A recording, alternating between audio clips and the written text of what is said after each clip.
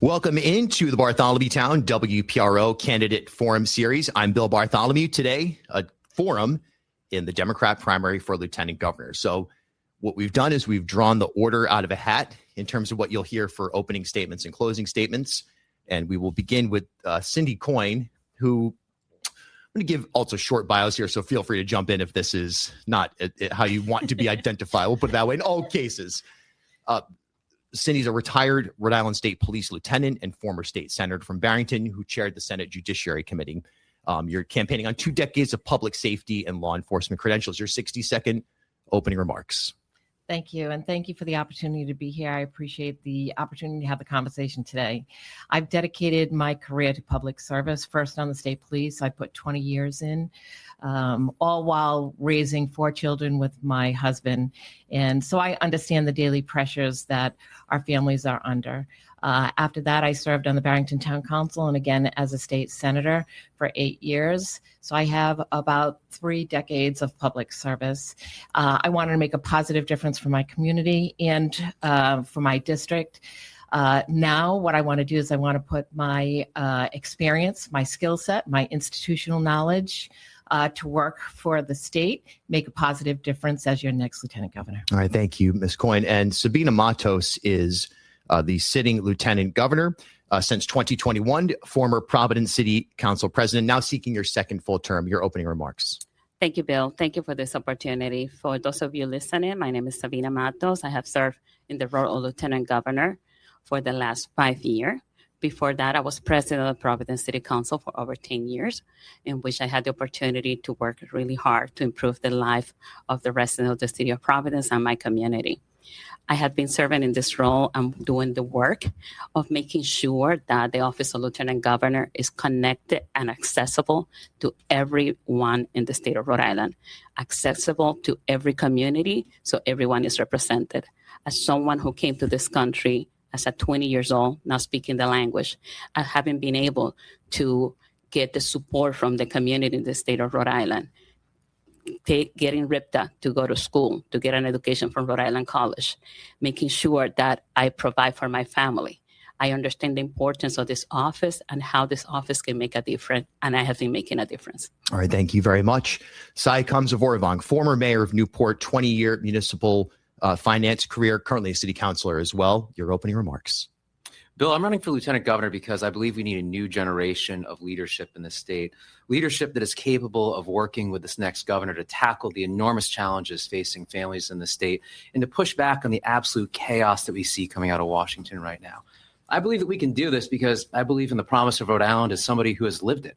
My father came here as a refugee escaping war and communism. Was sponsored by a church group in Minnesota, brought him right here to Rhode Island. Through hard work, my family's achieved the American dream. I was born, raised, educated, and got married right here in the Ocean State. I led a 20-year successful career in business and along the way have worked to modernize government, chairing the state's largest drinking water utility and serving as mayor of one of the most iconic cities in America. I want to do the work of Lieutenant Governor helping working families in the state. I appreciate this forum this morning. All right, thank you very much. And lastly here today, Sue AnderBois, Providence City Councilor in Ward 3, a career built in climate and energy policy at the Nature Conservancy and Rhode Island's Office of Energy Resources, among other stops. Your opening remarks. Yeah, thank you so much for hosting this, Bill. I really appreciate the opportunity to address folks today. So I'm Sue AnderBois. I'm running to be our next Lieutenant Governor. And I'm running because I think people across Rhode Island and across our country have really lost faith in government. They have not seen their leaders standing up for them and standing up for the things that matter in their lives. As Lieutenant Governor, I'll leverage my vast experience across government, across leading complex teams at large organizations in the nonprofit sector, as well as government, to tackle some of our hardest issues, our most intractable issues, and take a whole of government approach to do so. Day one, I plan to take on a lot of our energy challenges. We've seen in this state a outside company, Rhode Island Energy, really being able to lead and make decisions on behalf of their shareholders and their business as opposed to Rhode Islanders. And I intend to change that and make sure that energy system works for all Rhode Islanders and is built in a way that helps our environment and our wallets. Thank you very much. We'll begin our first question here with Lieutenant Governor Matos. We've seen it in real time here in Rhode Island, what happens when a governor departs their office and the lieutenant governor assumes their constitutional duty of becoming governor. So with that in mind, that may be the very most important part of why we're here today. Let me ask you, Lieutenant Governor, are you ready to be governor? I'm ready to be governor. I'm ready to be governor. I have worked in the Providence City Council. I have worked in passing 10 budgets. I have been a public servant. I have made a difference in my community. I know what it's like to work with the labor movement. I know what it's like to work with investors to get things done. Just look at the community that is represented in the city of Providence. Olneyville, it used to be the place that no one wanted to say they were from, right? And I worked really hard to ensure that we built affordable housing in Olneyville, that we supported our healthcare system to add a new building for the local healthcare, to bring resources and to bring places like the Water Fire Art Center, to work to ensure that we had the Farm Fresh building right there that has been such a big addition to the community, work to bring companies like Gotham Green. I know what it takes to get things done. I have done it. I have the experience of working with leaders in the financial sector, business leaders, and also labor leaders. All right, thank you, Lieutenant Governor. Mr. Combs, are you ready to be governor? Absolutely. I think executive experience is very important to consider in the selection for this specific office because we've seen it now come into play. I have worked in a substantial executive role both in the private sector and the public. Serving as chairman of the state's largest drinking water utility, we stepped in immediately to start modernizing that utility, keeping rates low while helping to do things like shift it entirely over to renewable energy, saving ratepayers nearly $1 million a year, while allowing us to make major investments in things like getting lead out of drinking water. As Mayor of Newport, we similarly lowered taxes for middle and working class families while increasing investments in education, infrastructure, and housing. This is the type of action you need to be able to take immediately upon taking office. In order to do that, you need to be working hand in glove with this next governor. That's the work I intend to do if elected. All right, Councilor AnderBois, are you ready to be governor? I am ready to be governor, and I'm excited to leverage my experience on behalf of all Rhode Islanders should that come to play. For example, I served as Rhode Island's first director of food strategy, and I worked across about 8 different state agencies with both the director level staff as well as state workers across about 8 different state agencies to implement a really complicated and strategic plan across our whole food system. I've also served for many years on the Providence City Council, on the Finance Committee, the Ways and Means Committee, almost every committee except for the Ordinance Committee, but I attend that one regularly, and have leveraged teams across large geographies and complex issues in my role at the Nature Conservancy, where I most recently was the Northeast Director of Climate and Energy, as well as the Vice Chair of our North America policy work. So understand policymaking from both a very Rhode Island perspective, but also how it relates to other places. I also have extensive experience as an advocate at our General Assembly and have helped pass legislation, complex renewable energy legislation and others at our State House, and have the support of about 15 sitting and very recent legislators from every corner of Rhode Island who know that I'm capable of doing this job with them. So would be ready day one. All right, thank you, Councilor. And lastly, Senator Coyne, are you ready to be governor? I am. Thank you so much. I bring reliable, practical, and tested leadership experience at every level of government. I spent 20 years on the state police, where I lived by the values of integrity, accountability, transparency, and just plain hard work. When I ran for the Barrington Town Council, I was apolitical. What my constituents wanted was somebody honest and somebody who was going to work hard, somebody who was going to listen to their everyday problems and solve them and make sure that they use their taxpayer dollars responsibly. I was excited to be the first Democrat elected in over 100 years to represent the state Senate in District 32.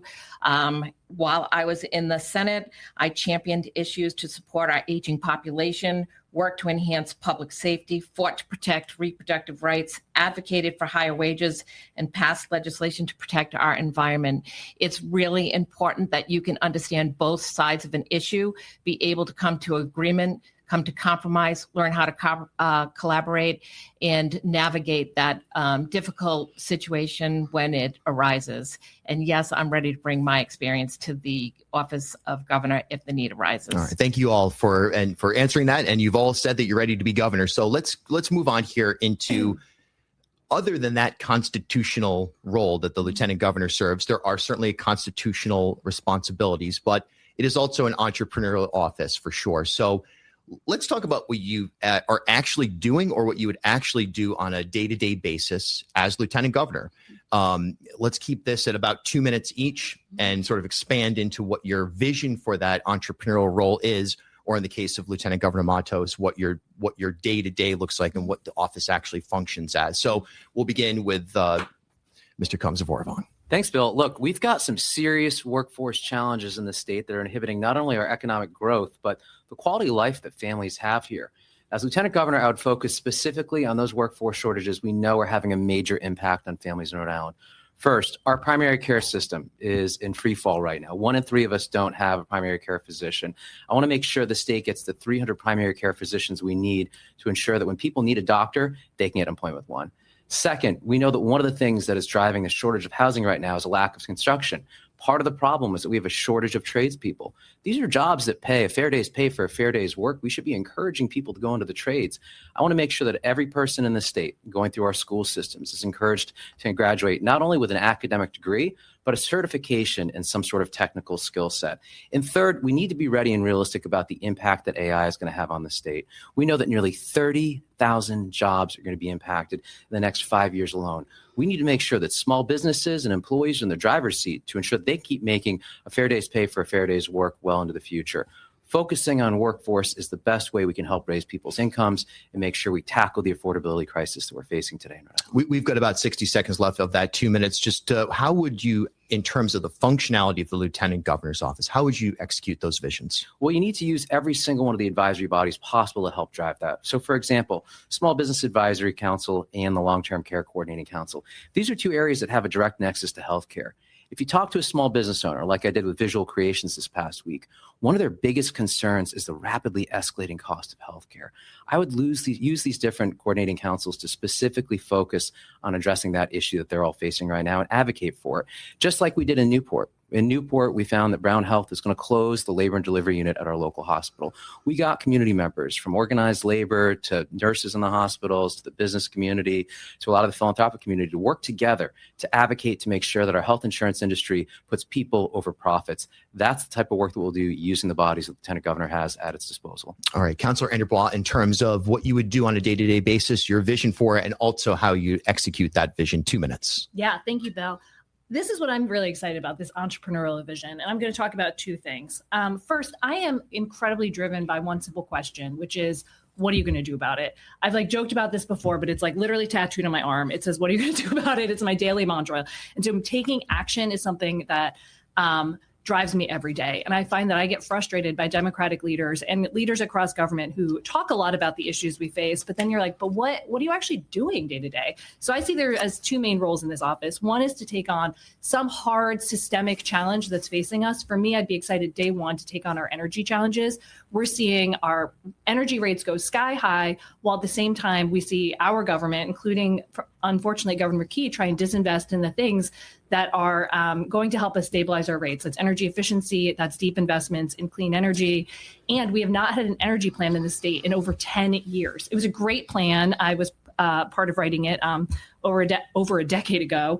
But actually writing, creating and implementing a new energy plan that helps us know where and how we want to expand our distribution system, how we want to modernize the grid, and how we're going to plug in clean energy and energy efficiency resources, and then actually executing that plan starting day one and standing up to the utility, who for too long has been able to make a profit off of Rhode Islanders without providing real benefit to us. The second is that the Lieutenant Governor's office oversees these 3 advisory councils. And something that I think I really uniquely bring to this role is and this is going to be really nerdy, but I can rock a government task force. That's one of my very favorite things to do, understanding how to make government work, who needs to be at the table, and how to make that really effective, regardless of topics. I'm excited about those 3 topics, small business, emergency management, long-term care. But regardless of topics, I have a long track record in really making those types of systems work and making some real change out of them. And the example I'll give to listeners is my work on North Main Street, whereas I'm not a traffic engineer, but in North Main Street on Providence, we've made more safety improvements in the last 2 years than the last 30 years combined, because I recognized that was an unsafe road with really complicated challenges and needed someone to kind of cut through the morass and bring people together to make some real change. So that's what the types of things I'll bring to the office. All right, thank you so much. Senator Coyne, in terms of that entrepreneurial role and your vision and executing it. Thank you for that question. we have all learned, and I've educated along the way some of my listeners at some of the state and city committees, as well as certain neighborhood meetings, what the Office of Lieutenant Governor does. And one of the areas that are very near and dear to me is our aging population. And so I had the opportunity as a state senator to serve on the Long-Term Care Coordinated Council. Right now, going through the General Assembly, it did not pass this year, but there is a state tax credit for family caregivers. Now, my mom was a caregiver for my dad who had Alzheimer's, and she cared for him for over 5 years. And it came time where she had to make that decision to put him in a nursing home.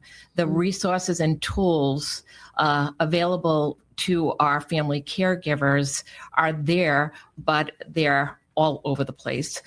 We want one-stop shopping so that most of our older population will know where to go to find this information. It's out there, it's there. We have some great agencies, but we need one-stop shopping, one button to push to be able to find all this information. And I do support a state tax credit for family caregivers, and I'll be working really hard at pushing that piece of legislation when I become the next Lieutenant Governor. In addition, we also advise on emergency management, which is also very important to me, having served in public safety for 20 years. Right now, FEMA is under attack by a Trump administration. We did not receive the $19 million from the federal government for support in the blizzard of 2026. We rely on our neighboring states with what's called an emergency management assistance compact. It's very important. Without those states' help, we wouldn't have been able to have the big equipment come in and remove our snow.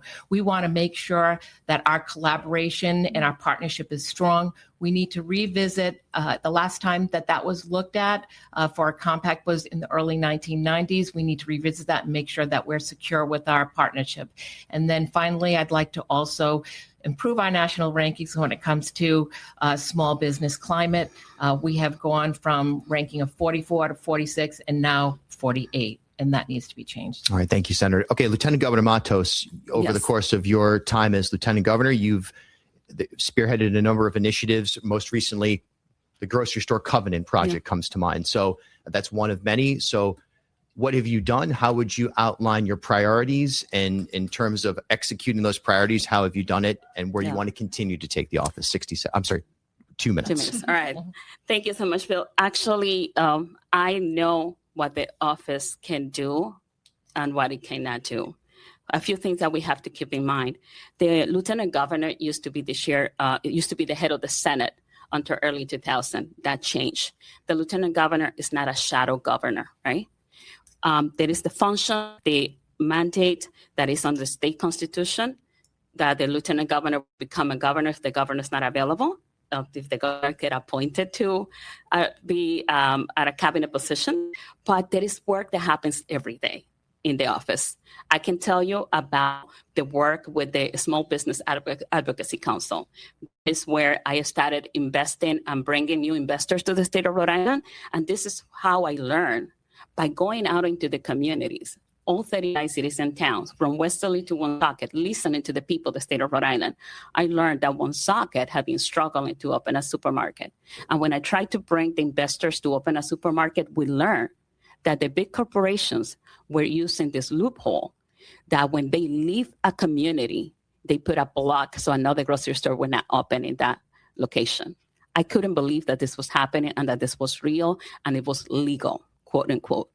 I started working on this with my team, and we finally got this legislation passed both in the General Assembly for the House and the Senate, and signed by the governor, making sure that in the state of Rhode Island, moving forward, we're not going to have any more big corporations dictating what community is going to have access to fresh food. That's one of the work that I have been doing. I also have been working on creating a center for employee ownership here in the state of Rhode Island to ensure that when someone is thinking about retirement, a business owner that has been dedicated their life to creating a business in our state, when they're ready to retire, if their family member are not taking over the business, we can ensure that they can sell the business to their employees. In that way, they get paid what they deserve for building that company, but we also keep those employees employed, and we keep those companies here in our state. They don't close the doors. We help the employees to increase their income. The data shows that an employee owner makes on average 33% more than just being an employee. And the part that I like the most is that they are able to build wealth that they can use to live to their family or that they can use for retirement. Because I believe capitalism has to work for more people. Capitalism shouldn't be the same thing as monopoly. And this is what is happening in this nation when we see one person becoming a trillionaire. That's the work that the office can do and that I've been doing. And besides that, if you let me know if I still have time. You've got about 15 seconds. Okay, perfect. So there is the work with our military families, which is so important to me. I believe that every time I get to work with our military families and support them, I'm able to say thank you for all of the opportunities that this state and this nation has given to me and my family. So there's very important work that happens on that office every day. It's not just sitting around or using it as a springboard to become governor. Right. Sticking with you, Lieutenant Governor, we'll keep this short here. There's a concept that's been floated out there by the Republican, likely, I guess we will be the Republican in this race, to turn aspects of the lieutenant governor into an inspector general's office without breaking down that plan and the nature of it. Just in short form. Yes. Should the lieutenant governor's office be used for oversight? And if so, how would you execute that? 60 seconds. Yeah, We'll the lieutenant governor can be used as an oversight the way we're doing it right now, oversight of big corporations that are taking advantage of the people in the state of Rhode Island. So I'm using the office as an oversight to the big corporations. When it comes to the inspector general, as we know, the General Assembly already passed the legislation. If they're working on that. If this office of lieutenant governor were to be the inspector general, we will need more resources. And this is something that I believe the Republicans have not been thinking about, that in order to be an effective inspector general office, we need the resources into that office also. Right. And the subpoena powers, and this would also be in the purview in terms of the whole of government versus the current General Assembly package, which overviews just the legislative branch. Senator Coyne, just to that point in general, because now it's part of this conversation, I guess, in the lieutenant governor's office, that it could be an inspector general. Your take on oversight and the specifics of the inspector general notion. Right. So I've been out front right from the start of my campaign on the need for an inspector general. I've talked many times about the need for the inspector general. And so when the General Assembly decided to adopt that, I was extremely excited about it, because fraud, waste, abuse, and mismanagement, there is no place for that in government. And we want to make sure that our tax dollars are spent responsibly. I do believe that we need independent oversight. I do believe that the public's confidence has been shaken. We need to restore the faith and trust in government right now. When we took a look at things like the Washington Bridge, the Mount Hope Bridge, we need to make sure that the public trusts our government. And so I do believe that there is a need for independent oversight. I'm glad to see the General Assembly has passed the Inspector General, and I do believe it should be independent. But should it be involved with the Lieutenant Governor's office in any way? Well, if the need arises, yes, but I believe it should be an independent office. Okay, Councilor AnderBois, same question on the Inspector General oversight role of the Lieutenant Governor in general. Yeah. So transparency is incredibly important to me. It's been a big piece of my work on the Providence City Council, ensuring that people can both understand what's happening in government, have a say in it, and that it's very public and open and they have that opportunity. So I just want to say that first and foremost, because to Senator Coyne's point, the lack of faith in government is real and warranted in a lot of sense, in a lot of times. But I don't believe that that's the role for the Lieutenant Governor's office. As you already mentioned, it doesn't have access to the resources, doesn't have the subpoena power. And I think what would happen is it would just create a politicization of the role and of transparency. And so instead of actually getting to the root of what's happening, where's it going, it would just be a mouthpiece for making those things more political and less actually transparent. And I worry that it would cause like more of a breakdown in people's trust in government when you just see this kind of like fighting without real power to actually do something about it, without the lieutenant governor being able to actually act in that capacity. It just becomes like a conversation and something to discuss in the media, and less something that like actually would make any real change or increase transparency. So I was glad to see new Speaker Blasicki take that up and pass it as an independent office and an independent activity, because I don't believe it belongs in the office of Lieutenant Governor. All right, Mr. Combs, we're up finally on this Inspector General oversight notion. Look, Bill, I'm all for transparency and accountability, but without real action and power behind it, it's kind of just a meaningless phrase that gets thrown around. 20 years ago, when I was the deputy in the state treasury, we put online in real time our office's checkbook so anybody could see everything we were spending.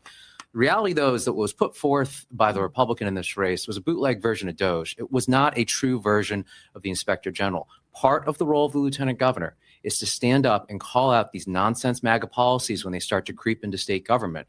We should be focused on fixing problems here, not generating more outrage content and clickbait. I was the only candidate running on the Democratic side to call that out for the nonsense that it is.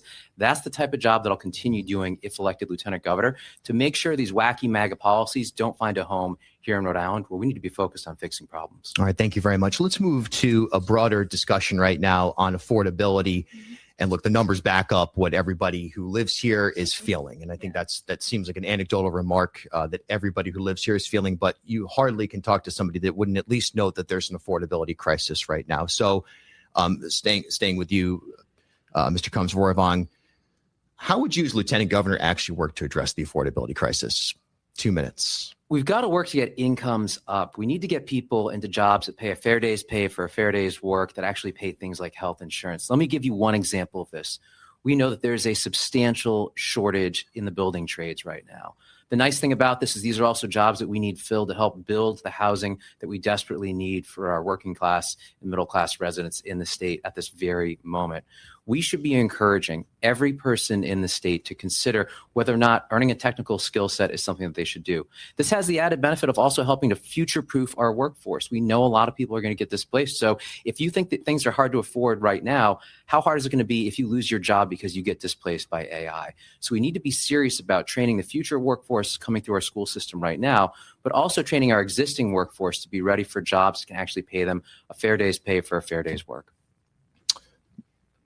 Lieutenant Governor Matos. Yeah, thank you. So I have to say that apprenticeship is something that I have been working on for a long time. When I work to reform the tax stabilization agreement in the city of Providence, we make sure that we put language on those agreements that included apprenticeship, because I have known for a long time that this is the only way how we can ensure that we protect the jobs options for our residents in the city of Providence and the state of Rhode Island. But the work that I've been doing in my office is to ensure that there's affordability of groceries in our state. And I can tell you, I've been working on this topic for quite a while right now. And I had people telling me this is not an important issue. Nobody cares about grocery. Guess what? Everybody now is talking about grocery and affordability. We have been fighting for this, ensuring that we fight big corporations with the restricted covenants, but also just introducing the fair price grocery agenda, which has all the bills that are part of it. One of them is to ensure that when a corporation, a big grocery store, is advertising a discount, and you go into that store, they have to honor that discount without asking you to present a smartphone or a computer device. And this came directly from residents, from seniors. When I was in Warwick with FEMA responding to the flooding, the senior citizen approached me and told me it's not fair that when I go to the store and they're offering a discount, they will not honor it if I don't have a smartphone, and I will never have a smartphone. That's one of the other bills. The other bill is actually have to do directly to what's happening in Washington, that they are not implementing the laws that we already have on the book. And the other bill is about the Robinson-Pacman Act. What I'm looking to do is to make sure that here in the state of Rhode Island, we are implementing the Robinson-Pacman Act. That way we can ensure that a big corporation cannot come to a farmer and dictate the prices that they're going to pay, let's say for potatoes, and then tell them you cannot give that discount to anybody else. This is the fight that we have to do, because all of those tactics is what is making our food prices to be so high and our grocery prices to be so high. It's not just one thing, it's a combination of things. But the number one reason is corporate greed. Our election season content is supported by RIPHI, the Rhode Island Public Health Institute. RIPHI is an independent nonprofit organization dedicated to addressing complex health disparities in Rhode Island and beyond. RIPHI oversees a diverse range of public health programs addressing issues from healthy food access to infectious disease prevention. They also conduct research related to population health and train students and public health practitioners for fulfilling careers in Rhode Island's workforce. RIPHI owns and operates Open Door Health, the state's first and only LGBTQ+ focused community-based clinic. Open Door Health provides primary care, sexual health care, and fully integrated behavioral health care to nearly 6,000 patients across the state. Learn more at riphi.org. As Rhode Island's first ever member-owned credit union, Navigant Credit Union has been a staple in the local business community for more than 108 years. Today, Navigant is a $3.4 billion institution serving more than 136,000 members across 25 physical branch locations. But since its founding in 1915, the mission has never changed. Navigant Credit Union's team of financial professionals have remained committed to improving the financial well-being of the families, businesses, and communities they serve across Rhode Island. Learn more at navigantcu.org. Bartholomew Town is proud to partner with Waterfire. Visit waterfire.org. Half Street Group brings a new generation's perspective to leadership communications, strategic public relations, and digital marketing.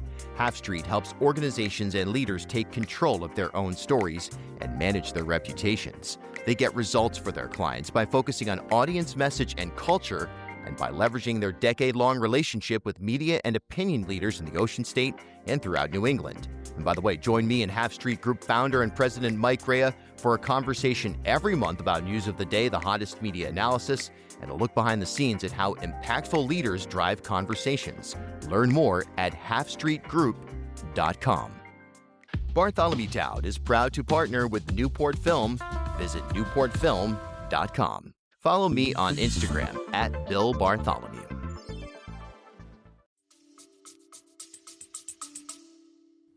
Thank you, Lieutenant Governor.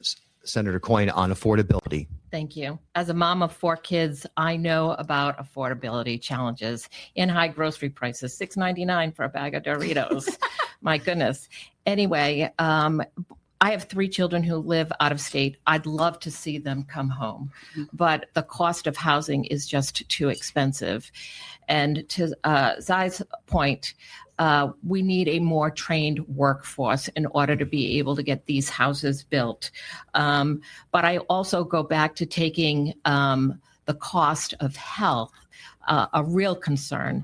And that's why I'm pushing for a state tax credit for our family caregivers. They actually take the burden off our healthcare system.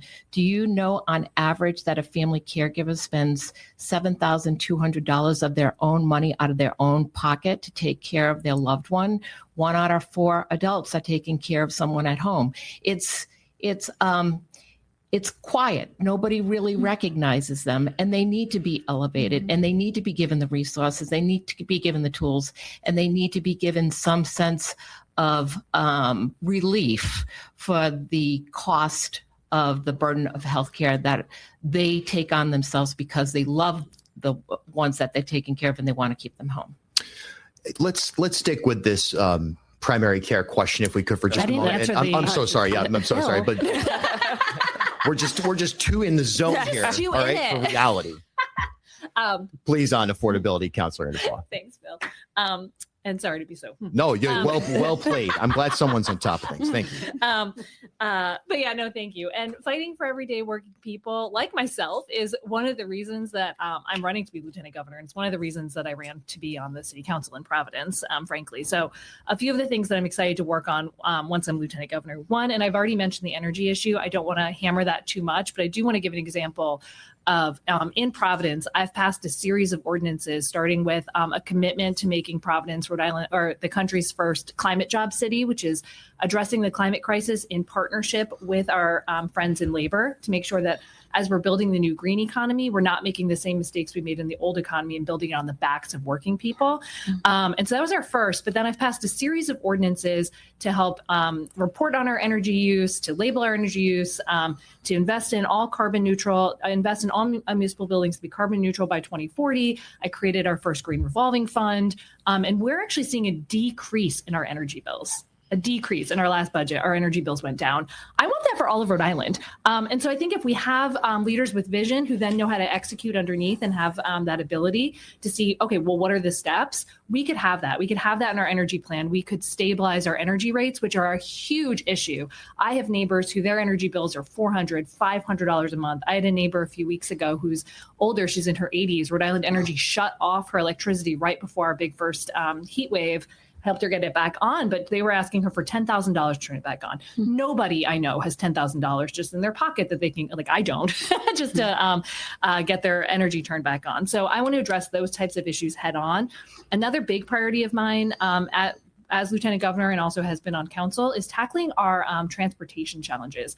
I think in Rhode Island, we look at things in an incredibly siloed way. We look at RIPTA, we look at bridges, we look at RIDOT. It's actually all one and the same. It's mobility. It's how do we get to our doctor's appointments? How do we get to the grocery store? How do we get to all these places? And when we don't invest in a transportation system that works and think about these things in systemic ways and then pass the policies necessary to implement it, it increases the cost for everyone. Instead of being able to take the bus, which costs $2.50, you're having to invest in more time because you have to connect through a system that doesn't make sense, which is money if you're it's money for everyone, and it's money especially if you're an hourly worker. And people are investing in their own private ways to get around. They're buying a old car. They're, doing all sorts of other things, and they're getting isolated in their home. So tackling also our transportation challenges so that people can get around in ways that make sense to them and that are least expensive, which includes strong investments in public transportation and also bike and walkability. So we're not so reliant on cars and funding parking lots in this state.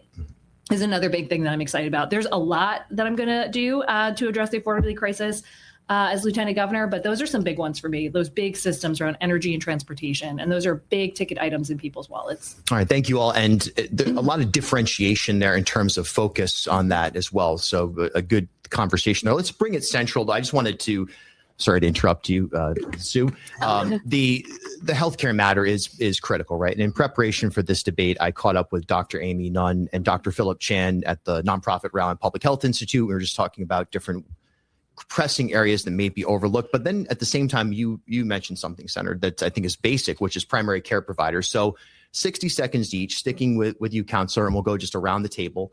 What would you do as Lieutenant Governor to try to expand opportunity for primary care providers connecting with patients in Rhode Island? Yeah, that's a great question. And for my first many years in Rhode Island, I actually didn't have a primary care doctor. There just weren't any. And so my gynecologist was my primary care doctor for like the first 4 years I was here, which is not ideal. And a lot of people are going through that.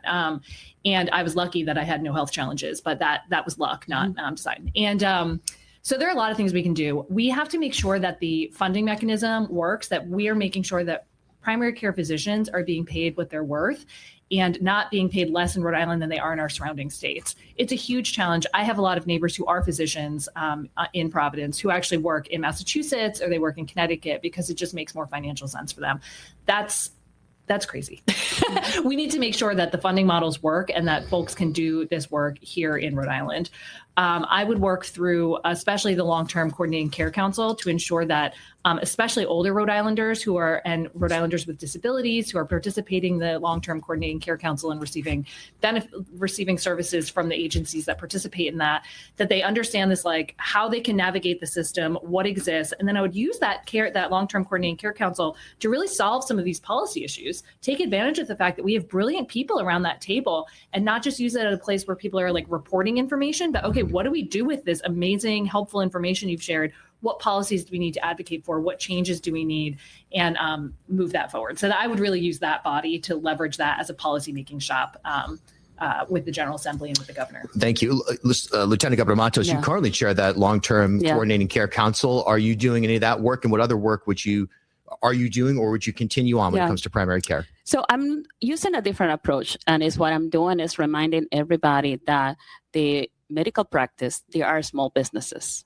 their nursing home, they're all small businesses. Sometimes we forget that those are small businesses that are employing people in our community. So my approach has been advocating with the governor, with the commerce, to ensure that we're paying attention to the care economy as a small business, part of the small business ecosystem of the state of Rhode Island.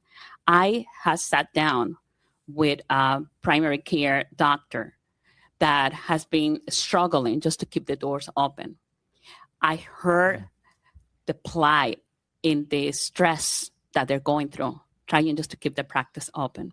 As this practice closed, it's going to have a big impact in the health of people in our community, especially for children in our community that relied on the services. It breaks my heart to hear what they're going through. I believe the state has taken some good steps that we need to continue to invest more on. And it's one program that the governor had $6 million that went into primary care through a grant program. We need to put more funding into that program, because one of the biggest challenges that the small practices are going through is how can they offset the cost of going through the hiring process to bring a new doctor on board. So I'm advocating for that. That's how I'm using the work of the office. And I understand the challenges. I just got a letter from my doctor who's going to retire. And let me tell you, a lot of the doctors that are retiring right now is because of the way how the big corporations are handling healthcare right now. They retire because they cannot take it anymore. So we have to remember that at the end of the day, this is about fighting corporate greed. Senator Coyne, on healthcare and primary care providers particularly. Thank you. I do agree that the Long-Term Care Coordinated Council, which I served on for a number of years, is a great resource for putting together and listening and building relationships and solving problems to come up with good policy changes to be able to bring that forward to the General Assembly, which we did when I was on there for a number of years.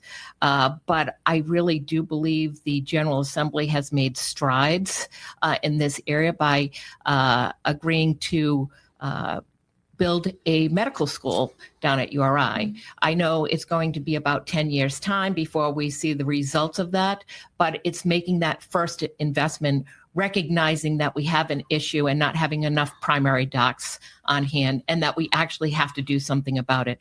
My understanding is most of these doctors are retiring. We're down 300 primary care doctors, and something needs to be done right now. That being said, I'm happy to see that there are more physician's assistants coming into state, and we need to make sure, that the General Assembly continues to up the contributions when it comes to being competitive with our neighboring state for reimbursement rates. All right, thank you very much. And Mr. Komsavorov on primary care providers. Bill, this is one of the three issues that I outlined at the very beginning that I'm focused on for the exact reason that Sue laid out, which is my wife lost her primary care physician. It took her nearly a year to find a new one, despite being the daughter-in-law of a beloved local pediatrician and the former First Lady of Newport. The reality is that I know a guy situation doesn't work anymore in Rhode Island because we are 300 primary care physicians short. 1 in 4 of the remaining are set to retire in the next 5 years. We need to be attacking this with the same level of urgency that we went after addressing COVID when it first hit our state. 5% of our overall healthcare spending right now is going towards primary care, but over 40% of the claims actually being filed through the system are coming from primary care. The average primary care physician is spending 40% of their time doing billing paperwork, while also getting paid 30% less than they are in Massachusetts or Connecticut. That is fundamentally unacceptable. We need to start by getting reimbursement rates up by increasing the amount of Medicaid funding that we have going towards primary care. We need to follow up with complete student loan forgiveness, which I will get done as somebody who previously served on the Rhode Island Student Loan Authority. And finally, we need to get in there and cut the red tape that is making sure that most of the time that our doctors are spending in the office is actually on paperwork. They need to get back to patient care. We need to get back to making sure that we put people over profits. That is the work that I did advocating to keep the birthing center open at Newport Hospital. That is the work that I will focus on doing as Lieutenant Governor to make sure we fix this primary care system to start getting our healthcare costs back under control. All right, thank you very much. Let's keep this discussion as in the affordability range, if you will, going on housing, which is, I mean, where do we even start, right? How do we even begin? We could do a forum for 4 hours on this. So let's stay with you, Mr. Kamsvoravong. As mayor of Newport, you saw a lot of chaos in the housing sector playing out. How would your experience so far translate to work as lieutenant governor? I want you to think about this. For the 20 years before I served as mayor, Newport added a single unit of housing per year, 1 unit of housing per year. In 18 months, we got that pipeline up to 300 by doing things like developing existing open spaces, cutting red tape. But the reality is that the cost of construction is still exceptionally high in housing. If you're going to go down the subsidized path of affordable housing, the cost of construction is almost double what it is if you were to construct a house with any public subsidy. The baseline cost of constructing on the private end of things is still astronomically high. The only way for us to address that is to address the shortage that we have right now in the tradespeople we need to build the housing that our residents need in order for this place to thrive in the future. Thank you very much. Lieutenant Governor Matos, even as Providence City Council president, I remember us having discussions on podcasts about your housing initiatives. That's continuing on today. Describe those and describe your vision going forward, specifically as Lieutenant Governor, what you could do to address the housing crisis. Yeah, so as you know, even before I was in elected office, I was on the board of Onlyville Housing. So housing and building affordable housing has been very close to me from the beginning. I believe that building affordable housing is how we change our communities. I saw it firsthand in Onlyville, the difference that it made when Onlyville Housing, now One Neighborhood Builder, built all those affordable housing, being very strategic and concentrated on the areas around the school district to ensure, the public school, to ensure that it was safe for the kids to walk to school. I have been able to work to add hundreds of units of housing in my time in the Providence City Council in Onlyville and other parts of the city. What I believe we can have to do is to continue to support the organizations that know how to do this work. One Neighborhood Builder, SWAB, the Women's Development. Those are the organizations that have been building affordable housing in our communities. They know how to do it. We have to continue to support them by doing similar things to what the Providence City Council did recently, which is giving them a tax break while they're in construction. We need to use more other tactics like that to help them so they can continue to build more affordable housing in our community. And also, we have to incentivize the private sector to build mixed-use units. I don't believe in the concentration of poverty. That's a model that doesn't work. We have to make sure that every housing that is being built, every investment into housing is going into mixed-use unit to ensure that there is a mix of income in those units. All right, thank you, Lieutenant Governor. Senator Coyne, on housing, in your time in the Senate and even in your time on the City Council, you've presided over an abrupt and dramatic change in the cost of housing in Rhode Island. How has that informed how you would approach your work in housing? Well, everyone deserves a safe, stable, and affordable place that they can call home. I'm happy to see that the General Assembly over the last couple of years have produced like 50 pieces of legislation to help in the housing area. But as you know, it's going to take time for that to get going. And I do believe in putting some effort towards mixed use. And when you think about it, intergenerational housing is also very key, because right now, in order for some families to afford to live, and even those young graduates from college are living at home. And I love the fact that we have the ADUs now. I know a couple of families who have had their single, older adult children living with them and using the ADUs, as well as, retired folks who are on a fixed income. So I think the ADU concept has been a wonderful addition to being able to afford a home. But again, it's about the workforce, training of workforce, having enough people to be able to build their homes, and seeing some effect from, all of these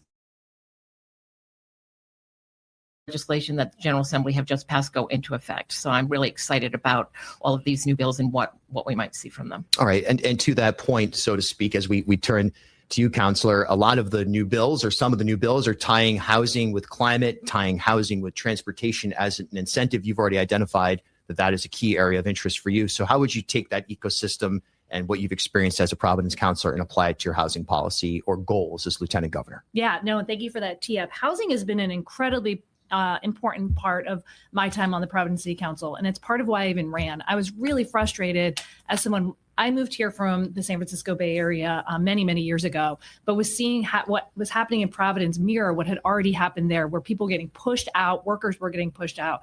The price of housing was rising so rapidly. And I was like, it's coming. Why is no one doing anything about this? And that was one of the main reasons I actually ran for council. And that's been a big piece of what I've worked on. And I was just like thinking it through as you asked the question. One of the things I was excited to work on was our comprehensive plans that we could increase and upzone the entire city, because we need to be building new housing across the whole city. We need to be building new housing across the state. So I've worked on things like increasing and upzoning across the entire city, including my neighborhood, passing a series of tax stabilization agreements, which include affordability components to incentivize new building, reducing barriers and red tape, also protecting renters and people who are already in our neighborhood. So I was a lead sponsor on a ban of rental algorithms, because we were seeing big corporations, like if people would just like if landlords called each other to collude on pricing, that's illegal. But when they were doing it with algorithms, they were somehow getting away with it. And so we banned that, even though folks told us that's not happening here. And we actually just had our very first enforcement action that Council President Miller had to enforce just a couple weeks ago, because it is happening here and we have to protect our renters. I was also a sponsor in our rent stabilization ordinance, which did pass and then was vetoed. And I've worked on other things like reducing parking minimums and other kind of common sense ways that we can reduce the cost of building and create these systems where we have better transportation. People are more reliant on things that aren't just single family homes with their cars. I also recognize the balance between what happens in a municipality and what happens at the state level. I've been so excited by all the legislation that's been passed at the General Assembly, and last year had a really great town hall where it was hours of conversation with then Speaker Shikarchi, where we discussed what's happening in Providence versus what's happening at the state level and how the city and state could be working together.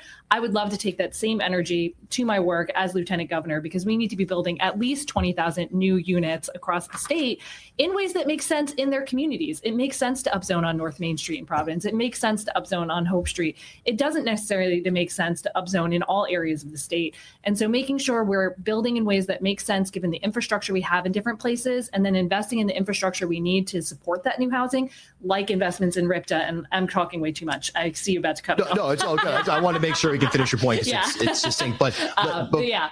Before we move on, and I know we had decided to not do yes or no questions, but I feel like this is an important one, just in terms of your general disposition on rent policies, rent control, rent stabilization, a more Keynesian hand versus yes or no. For example, Mayor Smiley is in Providence, hardlined, not in favor of rent control or rent stabilization.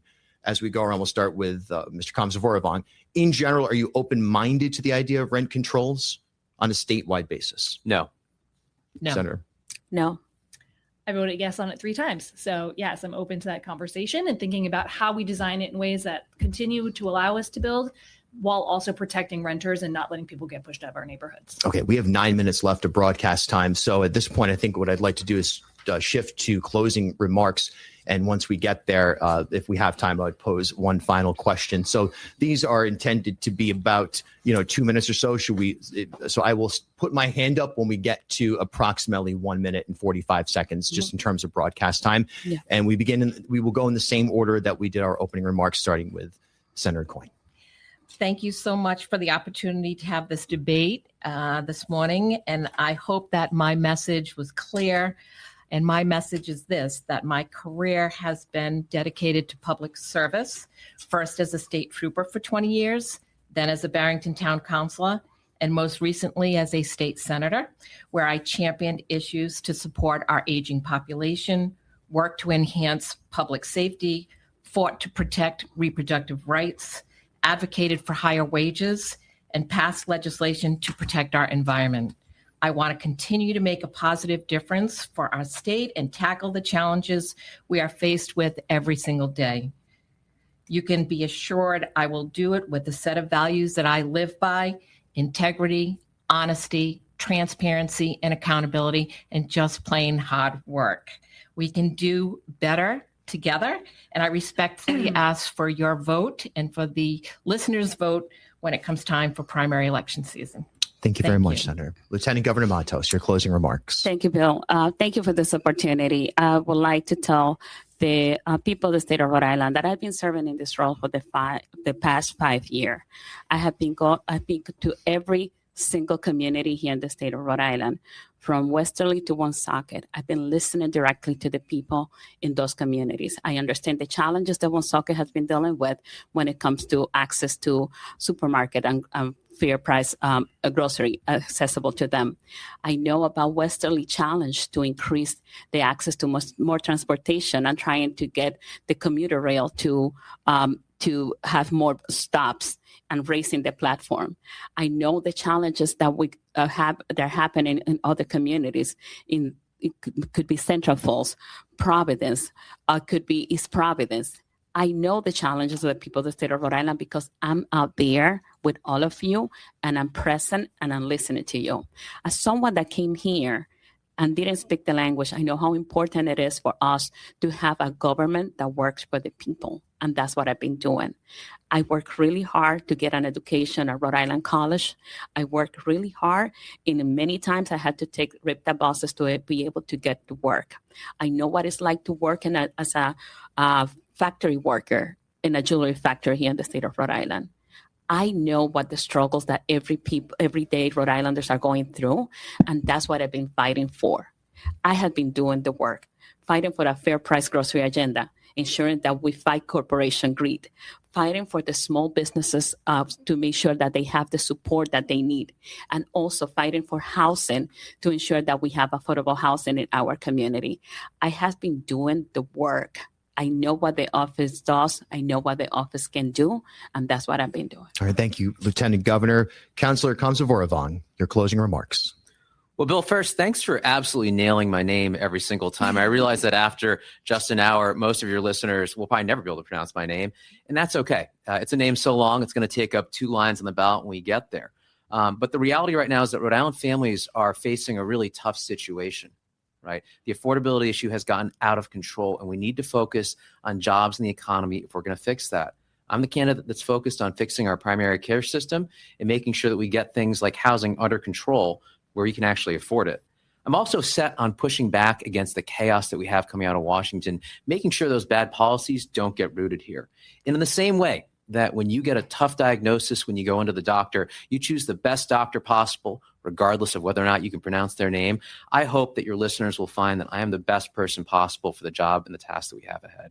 The reality is that we need a new generation of leadership in the state that are equipped with both the urgency and the skill to be delivering for Rhode Island families. I believe that I'm that person. And that whether you live in Woonsocket or Westerly, in Newport or Narragansett, we can't wait any longer for change.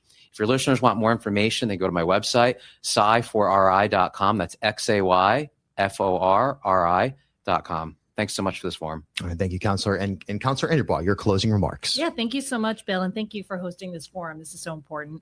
What I want your listeners to hear is I'm driven by one simple question many times a day. And I've already said it, but that's, Sue, what are you going to do about it?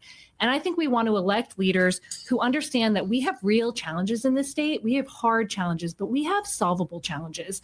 And I think for so long, we've seen our leaders not want to touch those hard challenges because they're hard. They have to stick their neck out. They might not be able to completely do them in 4 years.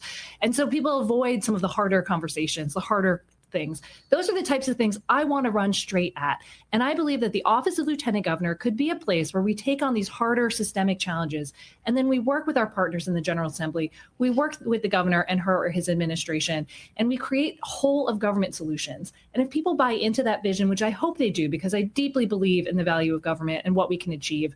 But if they do, I have a really unique background that we can leverage, and I'm excited to leverage on behalf of Rhode Islanders. I've worked in all branches of government. I'm currently a very effective member of the Providence City Council representing Ward 3, but I serve as the Deputy Majority Whip. I chair several committees. I serve on most of the committees, including the Powerful Finance Committee and the Ways and Means Committee. I was Rhode Island's first Director of Food Strategy, and I created our first ever food plan from the ground up with farmers and fishers and folks in every neighborhood, food businesses, and then actually implemented it across 8 different state agencies. I've been an advocate at our General Assembly and helped pass really complicated legislation and have the support of about 15 members of the General Assembly and local council people across the state. And I just believe in this radical collaboration. I know that we have hard challenges, but I also know that we can solve them together. And I would be so excited to leverage my experience and my abilities on behalf of Rhode Islanders to take on our hard challenges, like our energy challenges, our transportation challenges, on behalf of Rhode Islanders. I don't shy away from a challenge. I run straight at it and unravel that knot. So thank you so much for your vote and your support. And Bill, thanks for hosting this forum. Of course. Thank you all. So one final question here. We have about 2 minutes. So just a short answer here. It's a lot of talk about aliens. All right. So there's a lot of talk about space aliens, things like this. Let's say, I don't know, Joe Rogan comes out and says they're real or whatever. How do you explain Rhode Island to somebody who has no idea about it in an elevator? In 20 seconds, how do you pitch Rhode Island? And we'll start with Lieutenant Governor Matos and work around the table. Well, I always said that being in Rhode Island in the summer is where you want to be. You don't want to be anyplace else. I love the state. The state is beautiful. One of the things that I enjoyed of having the role of Lieutenant Governor is before, when I was council president for Providence, we were going 11 months. I didn't have a lot of time to travel throughout the state of Rhode Island.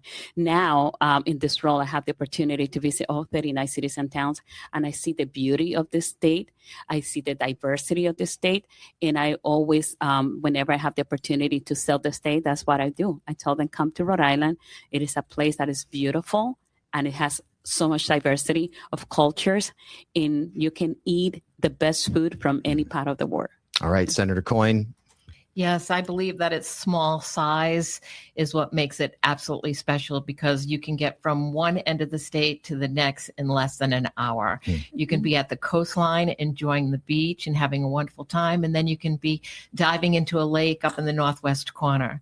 And there are great restaurants from Village Haven up in the northwestern to Twin Oaks in the center, down to Matunic Oyster Bar, the Oyster Bar down in the South County area. So food, cultural diversity, small size. It's just a wonderful place to be, whether it's the summer, fall, with the changing leaves, or even in the winter. So I encourage anyone who's listening, if you don't live in Rhode Island, come visit us. All right. Councilor Combs-Vorvong. Twin Oaks was my first date spot with my wife. Look, the beauty of this state will captivate anyone that comes here, but it is the people that will keep you here. My father came here as a refugee, and we talk about the hard work portion of the American dream, but it really is the kindness of a community that wraps its arms around you and tries to help you every step of the way. That is part of, I think, what makes campaigning so much fun for all of us, but it's also part of what makes the state so special. I believe that we can make sure the American dream is within reach for everyone, as long as we keep continuing to reach out and figure out solutions to the big problems we're facing. All right, Councilor AnderBois, on Rhode Island to the aliens. Yeah. Anyone I've ever worked with or known knows that I'm like Rhode Island's biggest cheerleader. For a while, I was using hashtag small state, best state, back when hashtags were not so cringe for the younger people. But we really have everything in this state. And I love this place so much. We have the best art. We've got grit. We've got the best food, which I can definitively say as Rhode Island's first director of food strategy. We have the best food in the country. And then we also have the ocean. We have the environment. About half of the state is open space. We have the best people. And then we can also go on a hike and only see animals. So it's one of those places where you have a little bit of everything, and it's all within so close within touching distance. And so definitely come visit, but also enjoy it while you're here. All right. Providence Councilor Sue AnderBois, Newport Councilor Zai Combs-Vorvong, former state senator and Barrington Councilor Cindy Coyne, and Lieutenant Governor Sabina Matos. I'm Bill Bartholomew. This is the Bartholomew Town WPRO Democratic Primary Lieutenant Governors Forum. Thanks for listening.